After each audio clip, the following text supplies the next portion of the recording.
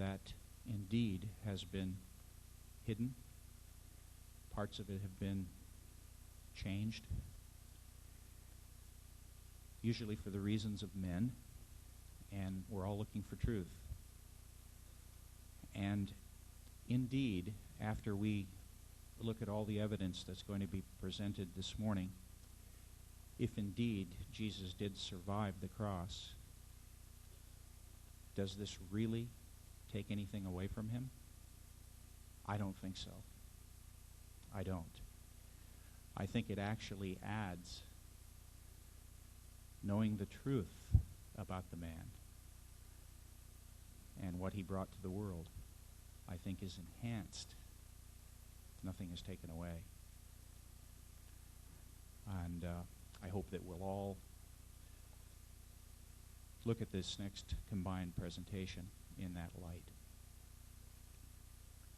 Wendell Stevens. I don't have words really to tell people about Wendell Stevens. I think that he is the greatest single asset that we have in this UFO and paranormal community.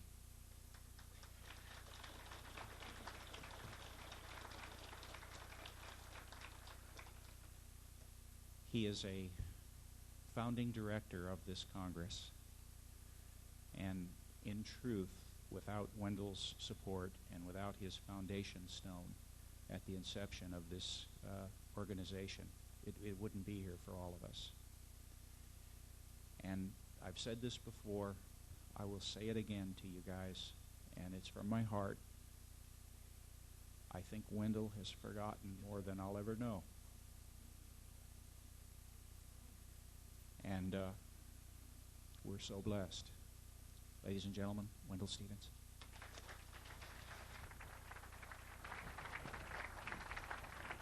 Thank you, Bob. Thank you, folks. It's nice to see so many of you back again. I'm going to show you this book first. This just came out. It's an English translation of Guido Moosbrugger's second book. It's on the table back there. Michael Whalen has them. Michael Whalen is one of the members of the U.S. FIGU, and they're putting this out. So get that out of the way now. I'm not going to use a script this morning. I'm going to tell you about some things that happened to us that assured our credibility, mine at least, of the case, because I started out like everybody else. If the pictures are too good to be true, is this really happening? And you know, I speak on other aspects of the UFO phenomena around the country, and frequently I get a question almost every time. A question, do you really believe in this Meier case? And I'm here to tell you that I really do believe in it. And I was as much of a skeptic as anybody to begin with, because that's my business. I'm not a skeptical advocate, but I had my problems. Now let me characterize Mr. Meier for you as I understood him. When I first got there and met Mr. Meier, I sat down in his kitchen. They welcomed us right in, and I sat down in the kitchen across the table from him. And I went there with Ilse von Jacobi. She was a German-English translator. She was a multilingual journalist in Germany, wrote for Blick magazine and Il Tempo in Italy and several others. And she had gone to visit Mr. Meier from Karl Weiz's organization, UFO Nachrichten. That means UFO News, published out of Wiesbaden, Germany. She was also a key member of that group. And the one before her, the only other UFO investigator before her, was Lou Zinstad, who was a niece of Carl Jung. She was one of the first UFO researchers and investigators in Europe. She had one of the first UFO groups. She published the first UFO journal in any language in Europe, and it was published in German out of Basel. She was Carl Jung's niece, and he used her as a sounding board for his own examinations of the UFO phenomena. And she had a lot of consultation with him. And she told me one time, sitting in her apartment there in Basel, she said, you know, he was working with, since he had a younger sister, was a voice channel that he communicated with regularly, the discarnate voice, through his younger sister, from which he developed many of his ideas. Now, I never knew that before, and I don't think the world knows much about that. But anyway, when I went to Switzerland the first time, everybody told me that I would need a translator because Meier didn't speak English. So I persuaded Ilse von Jacobi to go down there with me, and we arrived at the house and sat down across from him, and I looked at my translator and I said, I am very pleased to meet you, Mr. Meier. I would like to ask you some very pointed questions. Do you mind? He says, if you speak slowly, and he says, no, I don't mind. And if you speak slowly, I can understand. And I looked at my translator, and her mouth was open and her eyes were big, and she said, but he doesn't speak English. So I said, how long have you been speaking English? He says, oh, I speak a little. And so we just talked in English after that, and when he got stuck, the translator would interject. Now let me characterize the man for you that was sitting across from the table from me. He was a very sincere-looking man. He was simple. He had one arm missing, his left arm, I believe it was. He had very clear, sharp eyes. He was the kind of a guy, when you asked him a question, you looked him in the eyes, he didn't look away. He looked right into your soul. And he answered directly. He didn't hedge. He didn't run around the bush. He answered the questions very directly and very pointedly. He invited me to stay and gave me a bed in the house where they lived. I learned from living with him that he was the kind of a fellow that a lie was a great sin to him. He would take a beating or to anything to avoid a lie. He always told the truth. He answered directly. He never looked away. He was never devious in any respect. He told me that he considered himself an anti-materialist. And I saw that in practice because he never carried any money with him. Other people carried the money, but he didn't like to touch money, for one thing. He didn't like possessions. He didn't own anything but his little moped that he had gotten from somebody else. I think it had been given to him. And he was very direct in answering everything. He wasn't devious in any way. So we became pretty close personal friends, and because of our close association and working together, we learned to communicate pretty well. He learned a lot more English than I ever learned German. But he was a very practical man. He was the kind of guy that was busy all the time. If you weren't with him when he was busy, you didn't get to talk to him. If he was, well, for example, I got up one morning, had coffee, and I was trying to talk to him. He motioned for me to come on. We went out and got on a wagon, a farm wagon. Went down to some farm where some farmer had donated a load of manure for their garden. And he got off, and here's this guy with one arm could pitch a full pitchfork full of manure onto the wagon, and he pitched it off again along with the other men that were using two arms, and I was using two arms. And as a kind of aside from that, when Shirley MacLaine went to visit him, he wasn't particularly impressed by anybody. And she was trying to talk to him, and he'd get up and go to do things that he had to do and then come back and talk for a bit and then do something else, and she was getting pretty exasperated. And she wanted a whole day with him, and the next morning they got up, they're getting ready to go to work. It was very similar to my experience. And she's trying to talk to him, and the men start going out. He says, I've got to go. You may come if you like. So she went with him, and they got on the same wagon and went and hauled another load of manure, and Shirley MacLaine pitched it on and off along with everybody else. And when he saw that, he started talking to her. Then he would sit down and talk to her in the evening after all the work was done, and they had dinner and everything, and she talked to him quite a bit at length. Now, Shirley MacLaine is probably the world's expert on extraterrestrial visits from the Pleiades. She has been to every Pleiadian contactee, and each of the Pleiadian contacts is different from the others. They're not all coming from the same place. But she has been to all, there's about 9, and she's been to them all and spent days with them getting their story and their information. So when she heard that this case involved Pleiadians, she immediately wanted to go look him in the eye. She bought our tickets. We went over with her. And she lived with him also in the house for a week and talked to him while they were working and talked to him in the evenings when everything else was settled.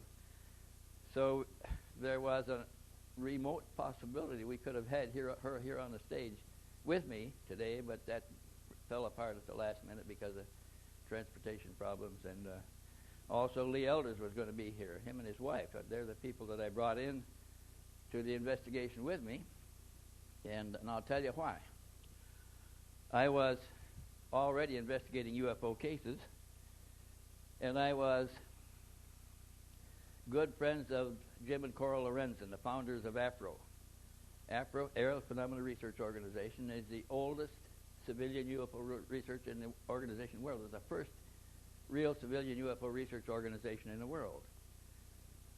Jim and Coral founded it when NICAP came into being, advertising itself as the civilian research organization, but when we learned that the founders were all retired CIA officers and that NICAP was created to get information that experiencers would not divulge to government investigators, then we knew that UFO was the only one that was truly doing this, and there were a number of spin-offs after that. There were a whole bunch of private organizations that sprung up.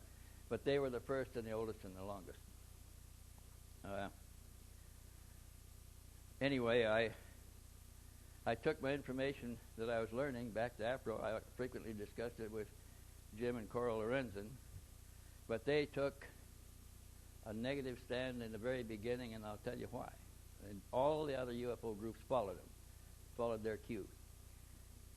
When, shortly after Meier's contacts began, Lou Zinstag again, the journalist, multilingual journalist in Basel, it's in her backyard. She went to visit him. She took Timothy Good with her, a young guy that now has become well known as a UFO researcher in his own right in England. But he was a kind of a protege of Lou Zinstag, and she took him to the Swiss farm, and they went to meet Mr. Meier.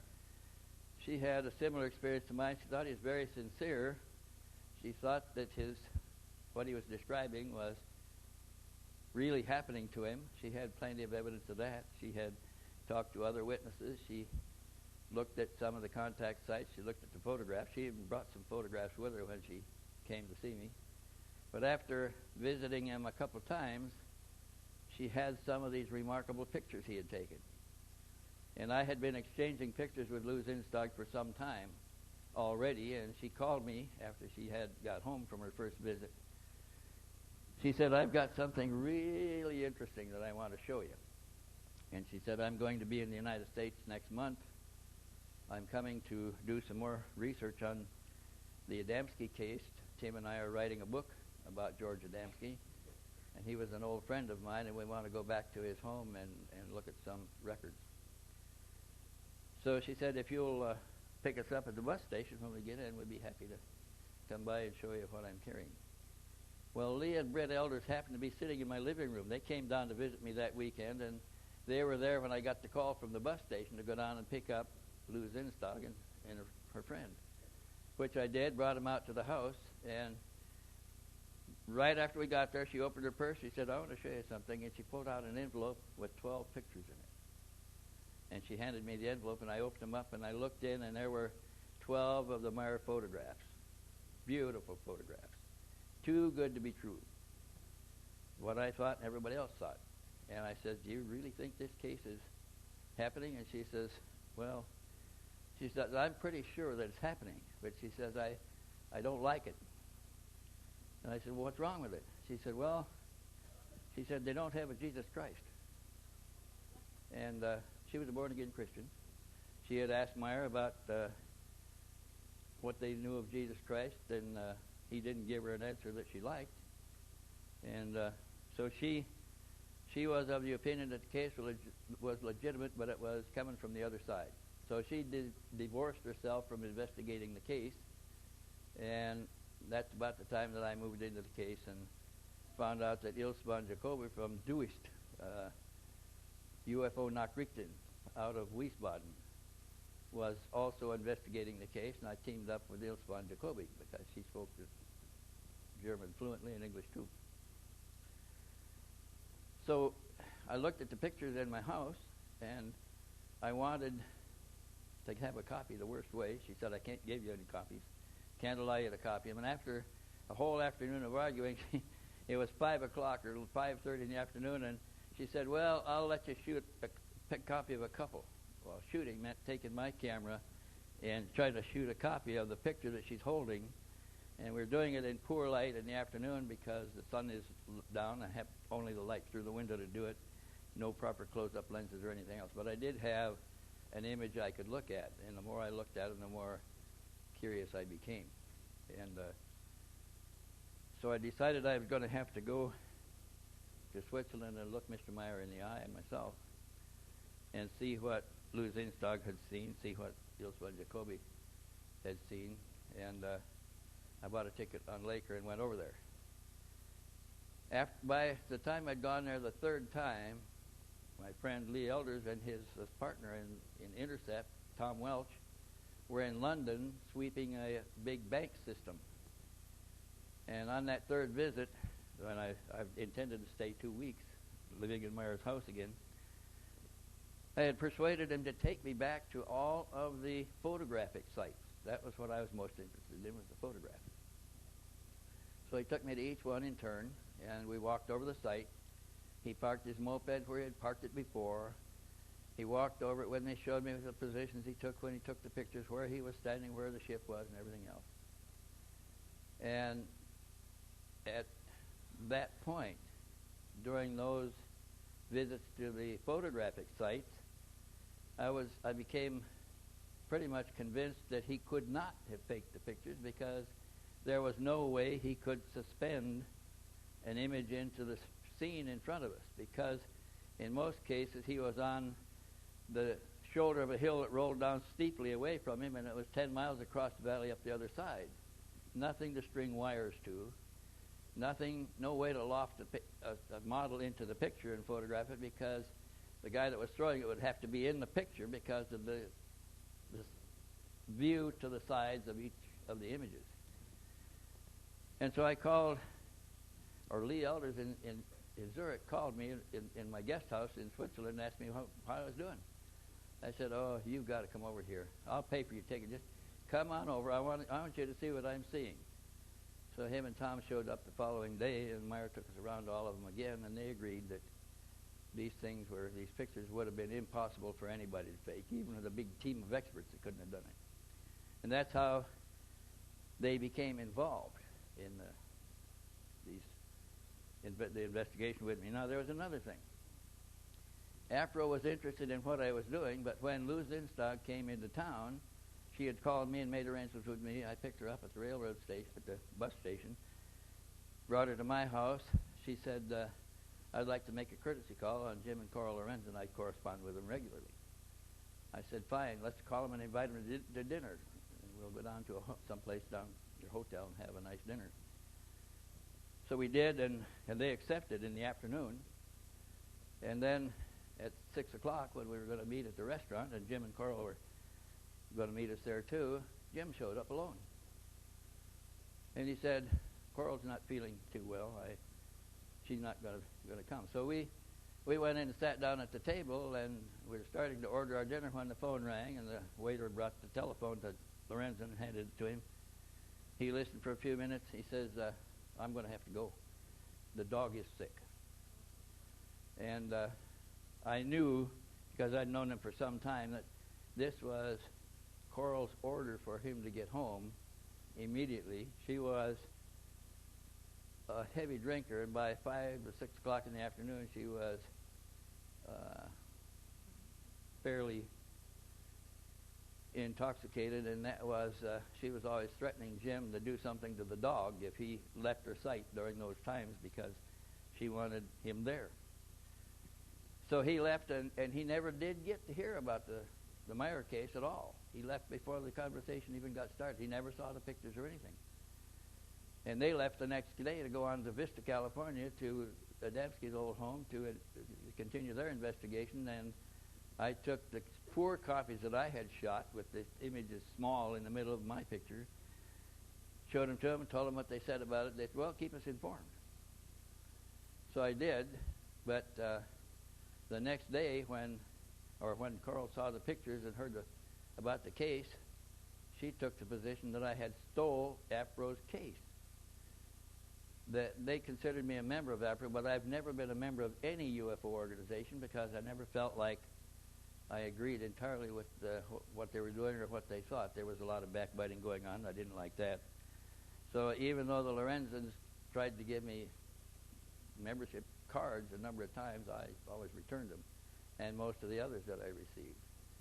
And so now that the case is becoming quite exciting, Coral took the position that I had stolen APRO's case and that I was a traitor and a renegade, and they took my keys to the office away, and they took my keys to the files away, locked the doors, and kept me out, told me not to come back. And then Coral was the chief communicator in APRO, and she did most of the writing. She wrote the bulletin, she wrote the editorials, she was the one that set policy at APRO, and she told others that she talked to that she thought the case was a fraud, that I had managed to get the case, that I probably couldn't handle it, that it really was their case and things like that. Now, my problem when I got the case, I would gladly have taken APRO in with me, except they didn't have any money.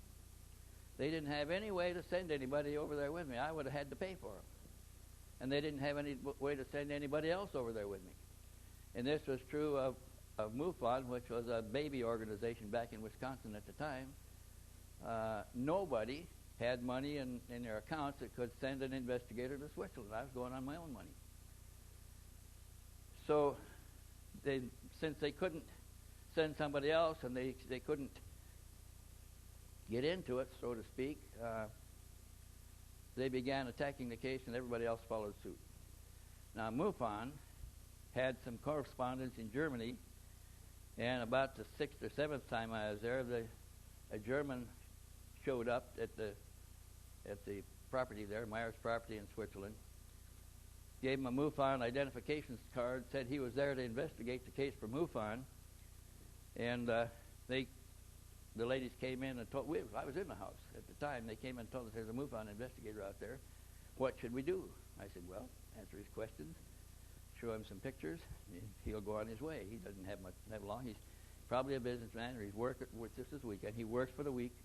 He's going to have to be back for work Monday morning. He's not going to stay long. Just treat him as best you can. So they left that fellow alone on the patio with the 3 albums. By now we'd put the pictures in the plastic albums. And when the ladies got up and went inside to do other things, he'd take his camera out and snap pictures, copy pictures, Meier's pictures, through the pocket of the album, through the plastic in the album. And those are the pictures that MUFON sent to Bill Spaulding at Ground Saucer Watch in Phoenix, who had a reputation at the time for analyzing UFO photographs by computer. And he published a report, or gave APRO a report, which they published, and then MUFON published, or MUFON, maybe the other way around, alleging that the pictures were all of a 12 to 18-inch model suspended from a line, that they were all fakes. And MUFON published a report of the fakes, APRO published a report. All of the other UFO organizations copied from those reports. Now, we were working with the original slide transparencies. Meier took all of his pictures on slide transparencies, positive slide transparencies, ASA 100 speed, all at a setting of 125th of a second f11, because his camera had been dropped and broken, and the focus ring was jammed, the setting rings were jammed. He couldn't change the settings on his camera anyway. All he did was put film in, snap pictures, and take it out and have it developed. So we were looking at the original slide transparencies. In fact, with Mr. Meier, we went to good photo laboratories in downtown Zurich, and there are some excellent photo technicians in Switzerland, some of the best. And I had to make enlargements from the original slide transparency, 16 by 20 inches. That's an enlargement about that size.